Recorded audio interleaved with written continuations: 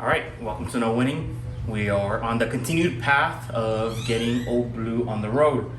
Let's just hope there's not any major interruptions like there's been over the last, I don't know, hundreds of videos. Today's kind of like an off day on the day I'm making this video, so maybe a little smoother than I usually expect, except for the usual birds, but we'll get over it. We're gonna be installing today is Coolant Overflow tank. I'm gonna explain why we're installing this today in a bit because, yeah, believe it or not, this is kind of a crucial part of this build for me in particular, or put back together. It's not really a build, more like a put back together. I have two broken overflow tanks. A couple months back, I had broke this one. I'm not sure if you can see here, but check it out. One of these nipples broke, and I put some gasket maker with a screw to kind of stop it from leaking. This was on the silver STI because the intercooler piping goes way too close to here. I guess they didn't measure that part, which is another story for ETS. I still have a time to vent about that. So I just did that for a temporary fix until I ordered the Killer Bee one, which you saw me install. So this was for the silver car. So I swapped it for the one on the blue car, and guess what happened? Where is it? The exact same thing happened. Even though we had put spacers, even though we had done everything, it still broke. So we're gonna install this one today. It should be very simple, very straightforward. Since the engine's out of the car, I don't have to drain any coolant. I don't have to run any lines right now. All we're gonna do is we're gonna bolt this onto the car, and that's it. So let's see if we can get this done without interruptions, and then we can start moving forward on this on this car. Yeah, let's get started. All right, let's crack this open, and we can get started in installing this. This might be just a few minutes. Like I said, there's no major, what's the word? There's no major parts that need to be installed on this. So I don't remember if this comes with a cap. If not, we'll use the other cap from one of the older pieces. The Killer Bee one did not come with a cap, in case you were wondering.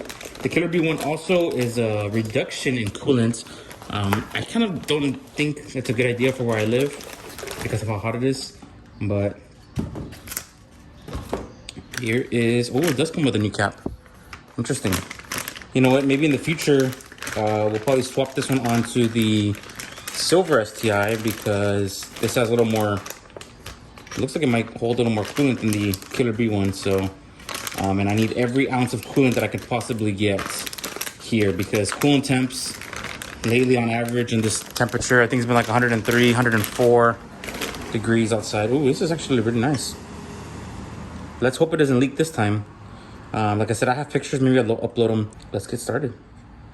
It's gonna be just 2 bolts here, 1 hose clamp here, and the other 2 hose clamps are gonna go here. I don't have them on right now, so realistically it's just gonna be this and this right now, and we'll be done. I'm gonna move the camera over here. Like I said, this one shouldn't be too bad. It's just these 2 bolts right here, this hose clamp right here. I think these are like 12mm bolts, something like that. Let me see if I can get a closer view. Yep, there we go. Okay, yeah, just 2. This is on the passenger side in case you're wondering. I'm sure you can figure it out. I'm not gonna take this off. I'm gonna leave it on for now because, like I said, there's obviously the car doesn't have any coolant. And those birds are getting to me already. They're getting to me. All right, this is just an 8mm hose clamp. Make sure it fits in there.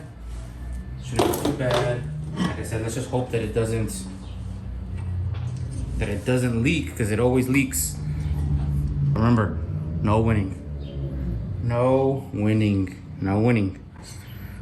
Just say it with me now. No winning. No winning. Look at this cool guy. Like I said, I might end up swapping these. I might end up putting the Killer Bee one on here because this is not running E85 and the other one is. So I really don't want to be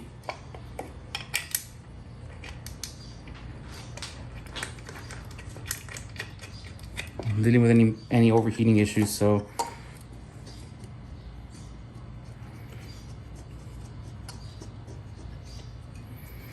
well, that's about it. Let me fix this up, let me tighten it up, and then I will get back to you. All right, just kind of make sure it gets carefully placed down.